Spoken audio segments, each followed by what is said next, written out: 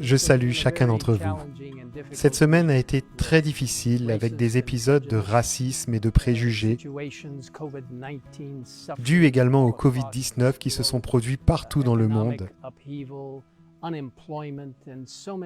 des bouleversements économiques, du chômage et bien d'autres défis à travers la planète. Et dans tout cela, Dieu nous appelle à être ses mains et ses pieds pour apporter la guérison et l'espoir à ceux qui nous entourent. Michée, chapitre 6, verset 8 est l'un de mes versets préférés. Je le partage souvent avec de nombreux dirigeants mondiaux lors de nos réunions. C'est un verset puissant. Il est dit « On t'a fait connaître ô homme ce qui est bien, et ce que l'Éternel demande de toi, c'est que tu pratiques la justice, faire ce qui est juste. » Mais vous savez quoi? Nous ne faisons pas toujours ce qui est juste. Et ainsi le Seigneur nous dit en second lieu d'aimer la miséricorde. Dieu fait preuve de miséricorde envers nous. Nous devons faire preuve de miséricorde envers les autres, les aider dans les moments difficiles, prendre soin d'eux et leur accorder une attention particulière. Et puis le texte continue en disant « Et que tu marches humblement avec ton Dieu ».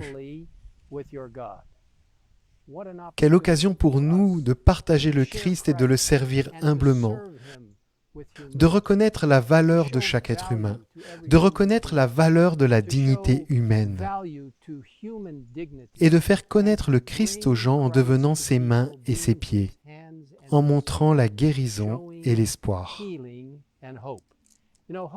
L'espoir est si important et si nécessaire aujourd'hui, comme ces dernières semaines pendant toute la pandémie du coronavirus, ce Covid-19. La semaine dernière, nous nous sommes concentrés sur les psaumes et lors des 2 précédentes rencontres sur Matthieu 24, nous avons abordé des passages d'espoir et d'encouragement.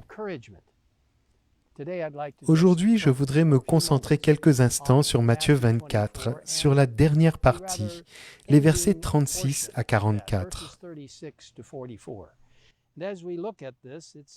Il est dit, « Pour ce qui est du jour et de l'heure, personne ne le sait, ni les anges des cieux, ni le Fils, mais le Père seul. Seul le Père sait quand le Christ reviendra, mais nous savons que cela se produira bientôt. » Puis il parle du temps de Noé au verset 37 et au verset 28. Il dit qu'il en sera de même. Les gens vivaient, mangeaient, buvaient et se mariaient, sans savoir quand l'événement annoncé allait se produire, jusqu'à ce que le déluge vînt et les emporta tous. Ensuite, on parle de 2 hommes qui seront dans un champ, dont l'un sera pris et l'autre laissé, de 2 femmes qui moudront à la meule. L'une sera prise et l'autre laissée. Ce qui signifie que chacun de nous doit être prêt quand le Seigneur reviendra, parce que nous ne savons pas quand cela arrivera. Et ceux qui ne sont pas prêts demanderont aux montagnes et aux rochers, « Tombez sur nous pour mourir ». Mais ceux d'entre nous qui attendent avec impatience le retour du Christ, ceux qui ont pu partager l'espoir et la guérison avec d'autres, lèveront les yeux et verront le Seigneur venir et s'en réjouiront. Le verset 42 dit « Veillez donc, puisque vous ne savez pas quel jour le Seigneur viendra. » Et le verset 44 « C'est pourquoi vous aussi, tenez-vous prêts, car le Fils de l'homme viendra à l'heure où vous n'y penserez pas. » Quelle chance pour vous et pour moi d'être les mains et les pieds du Christ, apportant la guérison et l'espoir en Christ, non seulement pour l'avenir, mais pour le présent. Permettez-moi de partager avec vous une belle citation de l'Esprit de prophétie, tirée du livre Événements des derniers jours, pages 200 et 201. Un livre merveilleux. Si vous ne l'avez pas, vous pouvez aller en ligne et chercher un endroit pour le commander. Une maison d'édition adventiste.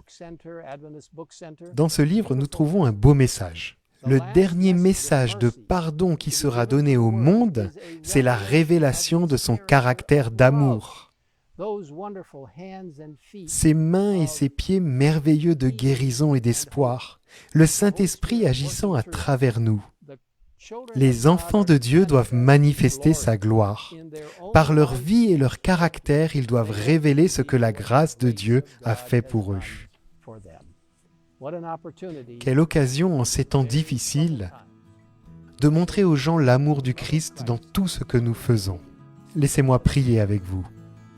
Notre Père qui es aux cieux, nous te remercions pour ce merveilleux encouragement et pour l'espoir que nous avons en Jésus qui reviendra bientôt, et pour la vie que nous pouvons vivre en abondance ici sur cette terre, alors que nous partageons avec d'autres d'une manière sensible et attentive le message, devenant les mains et les pieds de la guérison et de l'espoir. Que l'amour du Christ coule à travers chacun de nous, afin que les gens soient attirés vers le Seigneur et connaissent le message des 3 anges et que Jésus revienne bientôt, alors que nous le servons chaque jour, aidant les autres à suivre les traces du Christ.